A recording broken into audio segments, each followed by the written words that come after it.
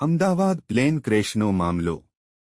Ahmedabad plane crash દુર્ઘટના આંખે જોનાર પાલનપુરના દ્વિજેશ મોર સાથે ખાસ વાતચીત.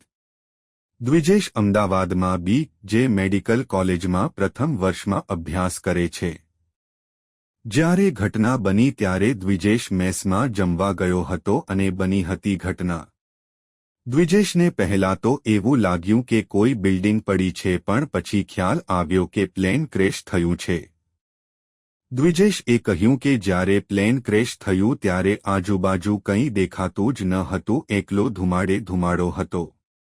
અમે બંને મિત્રો હતા, એમાંથી અમને બંનેને કંઈ થયું નથી અને બચી ગયા. અમે આ જોઈને તરત જ ત્યાંથી બહાર આવી ગયા. અહેવાલ રિપોર્ટ ભરત ઠક્કર, ડીસા, બનાસકાંઠા. પહેલાં તો બસ થાળી મૂકીને અમે જતા હતા, હજુ તો બહાર બી નહોતા નીકળ્યા અને અચાનક જ અવાજ આવ્યો. તો એનાથી મતલબ આજુબાજુ ધૂળ ઉડવા માંડી હતી, ડસ્ટ. તો એનાથી પહેલાં તો એવું લાગ્યું કે ભૂકંપ જેવું હશે, કારણ કે બિલ્ડિંગ પણ આખી થથરવા માંડી હતી. પણ પછી બીજી સંભાવના એ લાગી, બ્લાસ્ટનો એકદમ અવાજ સાંભળ્યો ને તો પછી એવું લાગ્યું કે એર સ્ટ્રાઇક થઈ હોઈ શકે. અને પછી તો અચાનક બધા અંદર બી ડસ્ટ એટલી બધી આવી ગઈ કે દિવાલો બી ધ્રુજવા માંડી હતી, કે લાગ્યું કે હવે થોડી ગંભીર છે.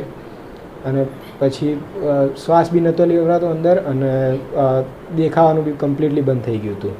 અને પછી 2 મિનિટ પછી નીકળ્યા તો પછી બધું ચાલુ જ થયું અને ભાગદોડ જોઈ અને પછી હોસ્ટેલ માટે જ ગયા. અને પછી ઉપર બધા જોઈ રહ્યા હતા બિલ્ડિંગના, તો પછી જોયું ત્યારે ખબર જ પડી કે પ્લેન ઉપર આવીને પ્લેન ક્રેશ થઈ ગયું છે. તેઓનો માહોલ શું હતો એ વખતનો? માહોલ એ વખતનો બસ ભાગદોડ, બધી જગ્યાએ કોઈ ફોટોગ્રાફી વિડીયોગ્રાફી માટે પણ કોઈને સમય નહોતો.